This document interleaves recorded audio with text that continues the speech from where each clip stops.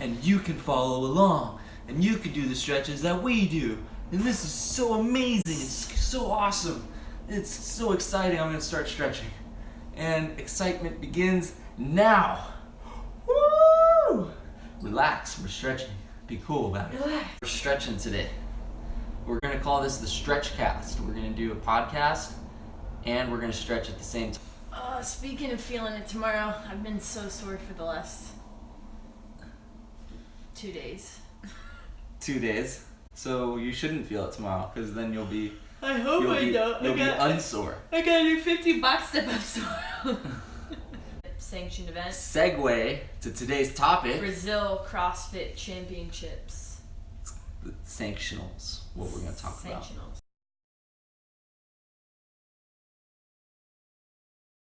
The sanctioned events or sanctionals have basically taken place of regionals, what we used to know.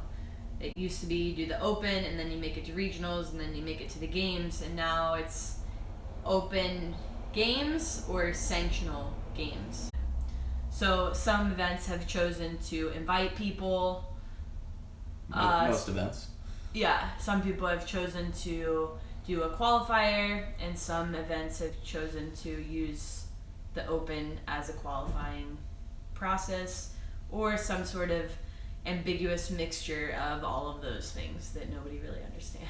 The point of what we wanted to talk about is like just as an athlete, like our experience with the qualifiers, kind of how the season has gone in general. So Allie and I are used to kind of our season starting in February and March with the open, then kind of having a really big peaking for regionals, which would typically be towards the end of May.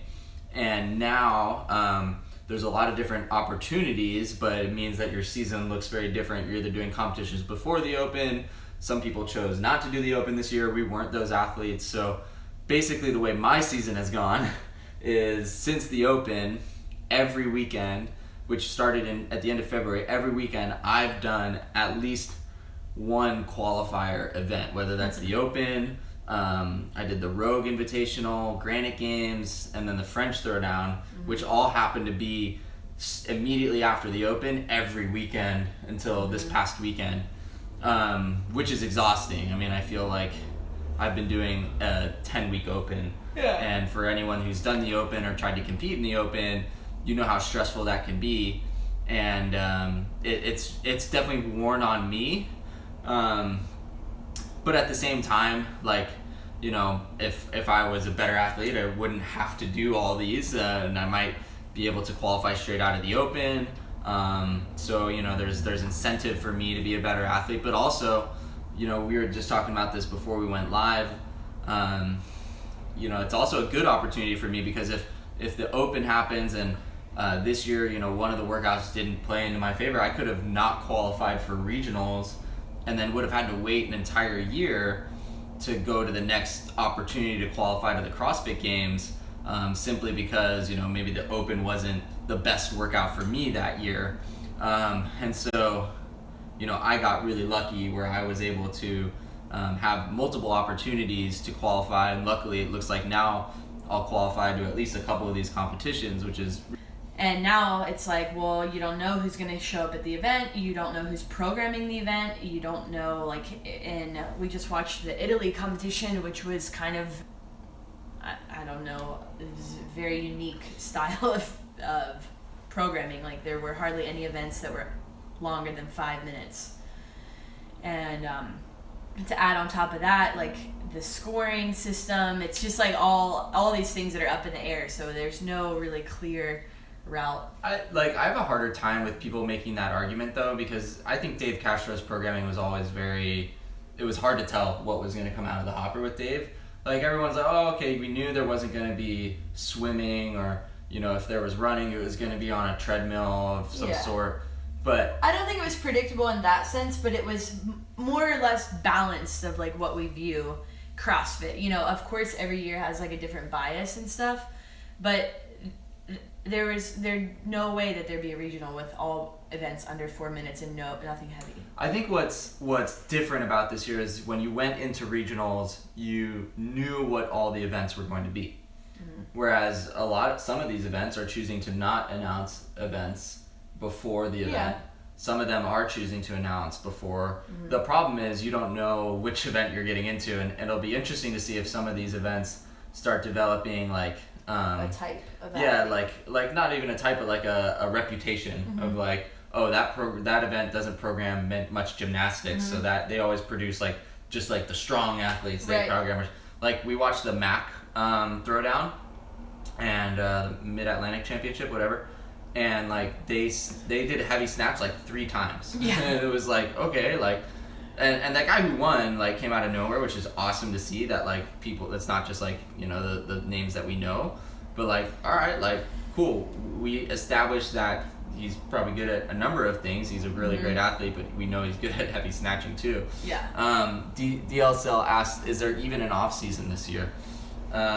What would you say? I mean, it depends. It's just not as clear as it was before. You know, if you didn't make it to regionals, then your off season started. If you didn't make it to the games, then your off season started, and then all the games athletes after the games would have some sort of off season, you know, until they started prepping for the Open again. But this year, it really just depends on what competitions you decide to do. Like I personally didn't do any of the sanctioned events before, or any of the qualifiers before the Open, just because, like I said, it wasn't really clear about what that was gonna look like, and if it would even be worth it. Like they hadn't even announced the hierarchy of invitations and like backfilling and all that stuff. So in my mind, I was like, I'm not gonna do a three or 4 week qualifier, travel really far, pay a lot of money, do this event, and then some top level games athlete just kind of show up randomly and take the spot. But now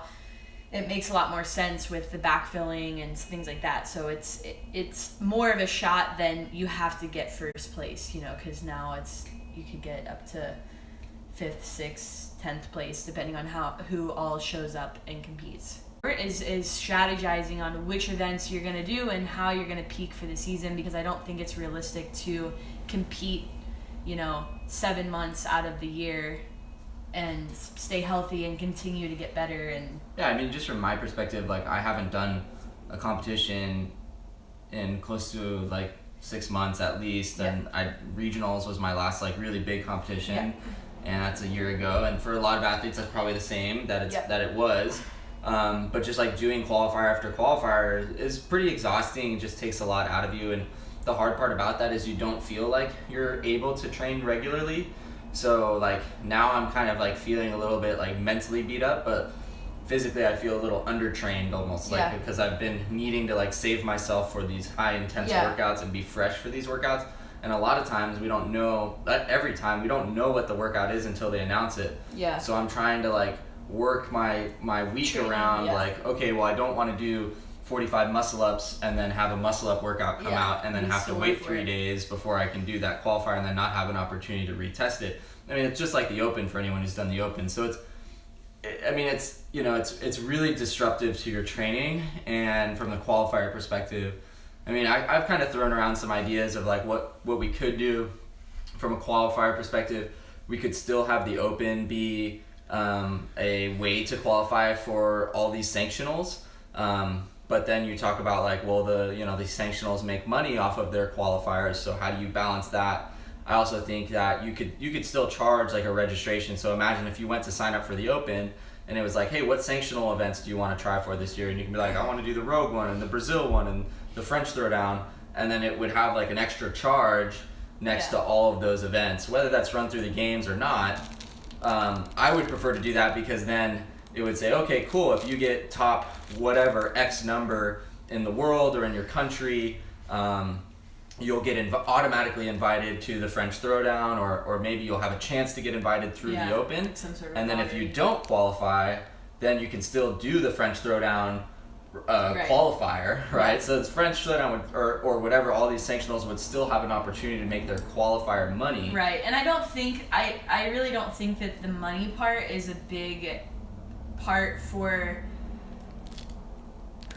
I don't know, for most competitions. Like something like Wadapalooza. Wait, for the athlete or for the sanctional? For the sanctioned event. Like, I think, they're going to make some money on that, but they could just charge the registration, like the French Throwdown, and I know most of those other, like the newer events, they didn't have that many people sign up for the qualifier, so they're not making like thousands and thousands of dollars. So I think that the money, like something like Wodapalooza, they make a lot of money on their qualifier, but they have so many divisions.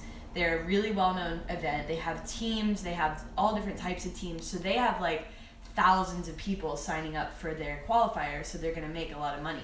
But if you have, 100 people sign up for your qualifier, it's like, I don't think that's that much money, Well, I don't think any sanctional had as few as 100, but okay. I know what you mean. You're saying Not a lot thousands. less. Yeah.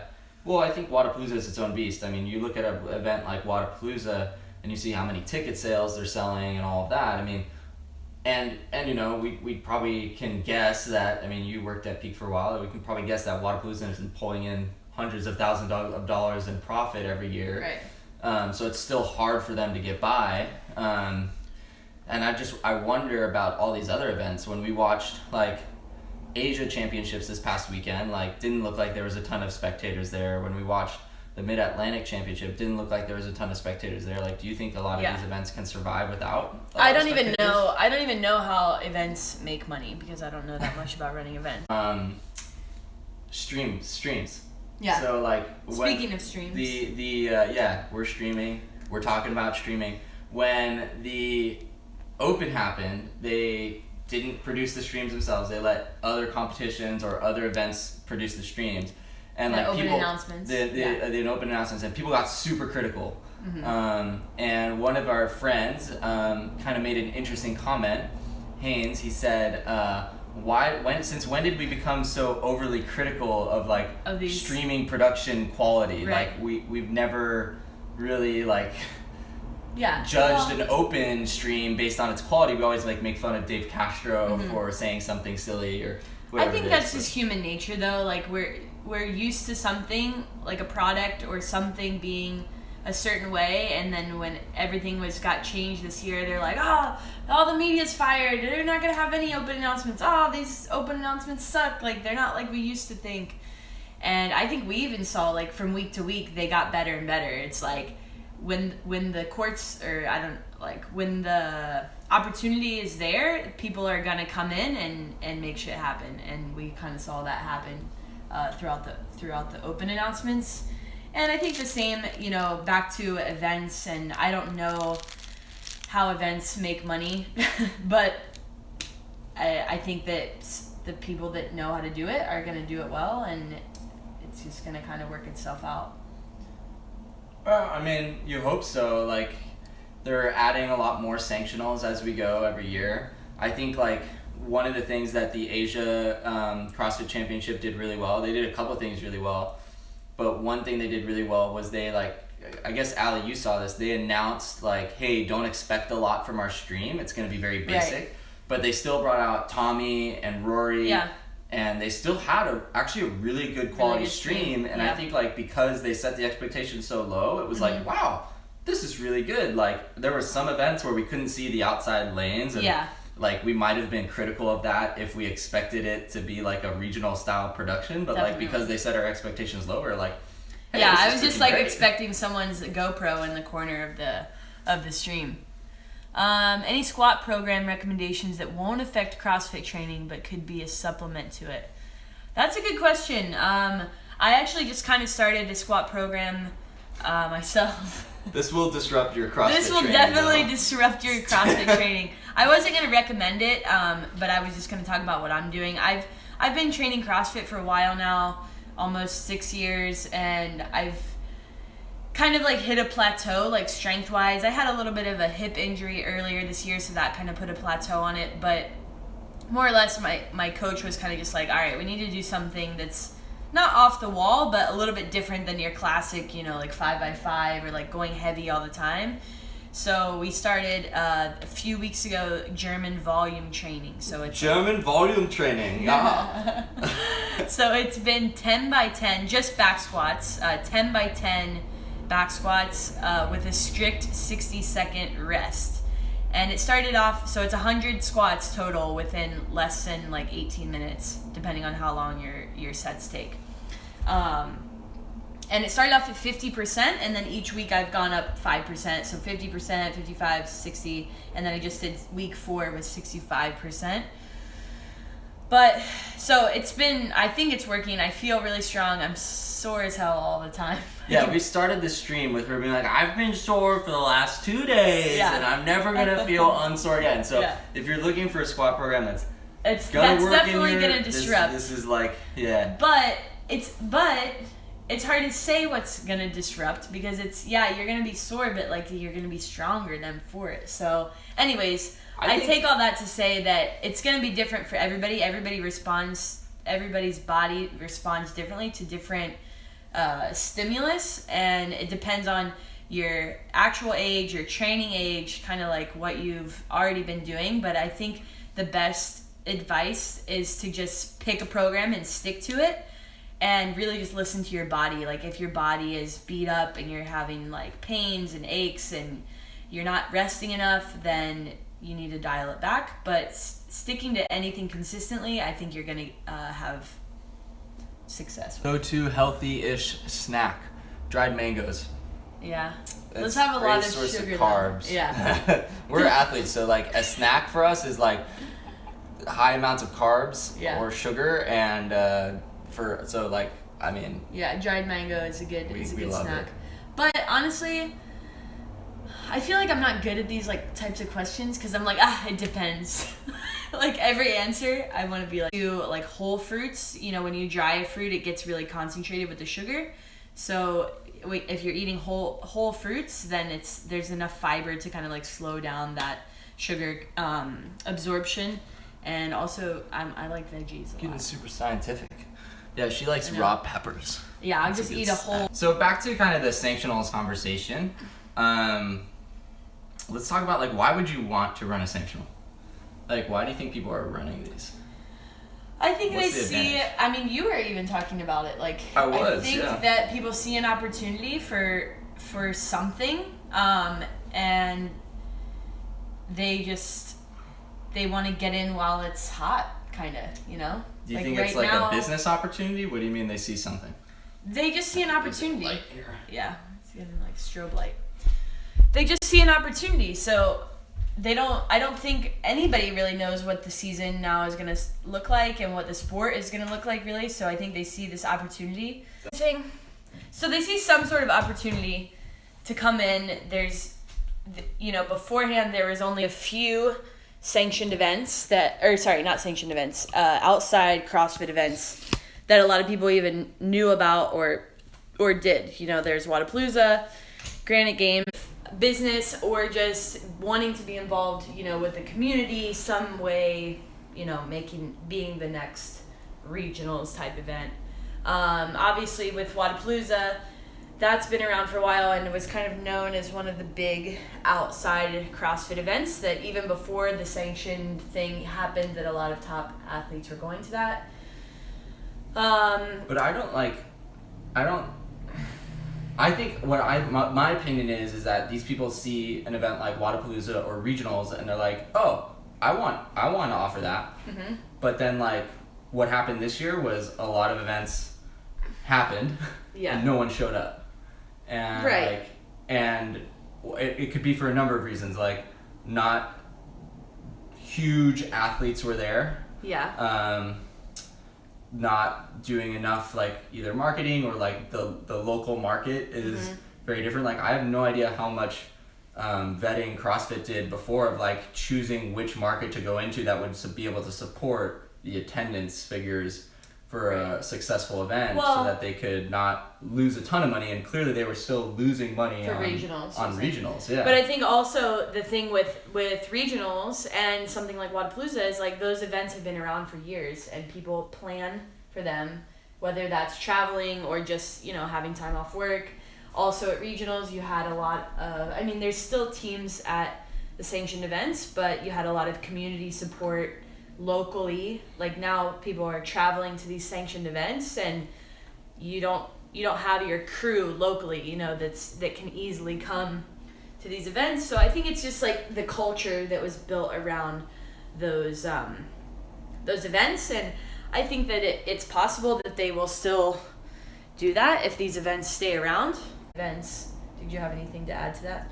I mean, I just think like it's not. I mean, from what I saw, I don't know how these competitions are going to make money. Like, I if they're looking at it from a business perspective, I don't know. We don't know the events well enough, but like my concern would be that like they don't make money and then they can't. They're like, well, we're not going to operate at a loss. You know, like why are we going to offer this event? Like I think this year it was the cool thing to do. Yeah. And I think next year or in years to come, if these events don't find ways to be profitable, then they'll have a really hard time being like, okay, it was cool and fun for a year, but I'm not gonna like operate at a loss for multiple years in a row.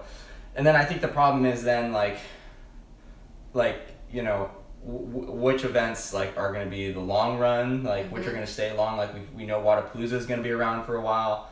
There was kind of some talks of like, should the guy who's running Wadapalooza be able to be an agent for some of the athletes that go? Are there like conflicts of interest? And then, you know, like I think that those questions will always arise in this type of model that's with CrossFit so removed from it, and they want to be removed from it. There's gonna be things that are like shady like that, you know, not to say that there is shadiness happening there, but it just leaves it open to question. Like, you don't really know. Mm-hmm. Yeah, I think like we're gonna see. Unfortunately, like the programming is a huge, like, factor in these competitions. And like, yes, the best will always be the best, but if you have 2 of the best or 3 of the best, like, and you program specifically for one athlete, like that can make a difference. What do you think about the wildcard invites? To Sanctionals. So like for anybody that doesn't know, these Sanctionals reserve a certain amount of spots in their competition to invite essentially whoever they'd like. And yeah, we'll leave it there. Yeah. I mean, just like we talked about at the beginning, these events can basically do whatever they want. So they could say, I want to invite, you know, A, B, and C athletes, and that's the only people that are allowed to compete. And, you know, the Rogue Invitational did almost that. They filled up more than half of the roster with invited athletes. And essentially, I mean, there's, like we were saying, there's no rules. Like, it could be strictly invite only. But I think that right now that it's just a little bit confusing of like some events do have a qualifier, and then some events say you have to qualify. There's no invites. So I don't know. When I first heard about the sanctioned events, I thought I didn't like the fact that you had to do a qualifier, but then they could invite some people, because I thought that I didn't really understand how the whole thing worked, you know, essentially, with like the open and the backfilling and all that stuff. Because like we talked about, it's like if most athletes have to qualify, and then a top games athlete can just come in the day before and sweep the event, it's like it didn't really seem fair. Like, yes, the fittest athlete would still win, but these other athletes were putting in a lot more sacrificing and just like losing out maybe on other opportunities by going to this one. So anyways, it's just a little bit of a mess right now, and so I don't really have a strong opinion on it. I am going to a couple events where I got invited, so I think it's just kind of been like this year, like you have to take advantage of any opportunity that you get and, you know, work the system essentially. Yeah, I mean, here's my take on it is like, I think in years past, like we've seen Dave Castro say like, hey, I'm gonna add a wild card to the games. Like I can invite whoever I want to the games. Do you remember that? Yes. But he never invoked it. Right. And like this now, it's like all these sanctionals are being like, hey, we're gonna invite a wild card and we're gonna invoke it. And I think like the reason is like, this is like what happens when we privatize the CrossFit like competition. Do you get what I'm saying? Yes. Okay. Yeah. So like I think like regionals was very like, it wasn't about making money, it was about finding the fittest to go to the games. These events have to make money in order to survive, so you can't fault them for inviting athletes like you that'll attract other people to show up at the event or to go watch the event. Yeah. But then, and you can't fault the athlete for like taking advantage of like getting invited for free and not having to disrupt their training and not have to do all these different qualifiers. So no one's really to blame. I think it's just a product of how we've privatized the competition now. Yes. It's a good question, and they do a lot of 1 rep maxes. I think that's pretty typical to find at any type of regional sanctioned event, even on the qualifiers sometimes. Or just in a CrossFit box. Yeah, and in the CrossFit boxes, I think that's a good. It's a really easy indicator to be like, yes, I'm stronger. You know, I did more for my 1 rep max. So short answer, yes. Random question: can you stretch too much? I don't mean overstretching, like straining. I mean like in between gym time. Is there a point that I should give the feel-good stretching a rest? What do you think? I mean, coming from my perspective, I don't stretch nearly enough, so there's not enough stretching that I've found that I can do. Like, if I could stretch for 9 hours a day, I still think I probably should do it. Be tight, I'm just a very tight athlete, and I've noticed that the more I can stretch, the more actually performance gains I have. Like, I just PR'd my snatch, my cleans feel really easy, and the direct correlation to that in my mind is that my hips feel more open. Yeah, so I would say probably not. You couldn't stretch too much. I mean, obviously, like you said, if you overstretch, you could strain something, but I think the more stretching you can sprinkle in throughout your day, the better you're going to feel. Your cat looks scared. Well, probably that one. She's scared most of the time. I sometimes wonder if I shouldn't massage roll as much or work out my hip flexors less or more.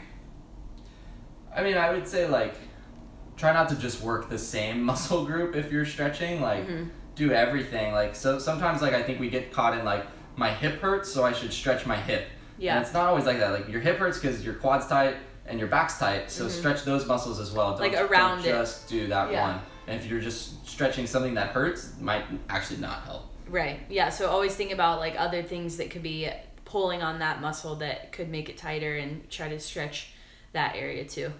What are your thoughts on heavy deadlifts? Are they beneficial in CrossFit? Yes. They are definitely beneficial in CrossFit, especially heavy deadlifts. We do a lot of odd object pulling off the ground with, even with just snatch and clean and jerk. I think they're super beneficial in CrossFit, and even just like posterior chain development in general is super important and beneficial. This year, I mean, I have done a couple international competitions before. I've gone down to Central America a few times to compete in Costa Rica and Guatemala, and then this past year we went to Europe and competed in France.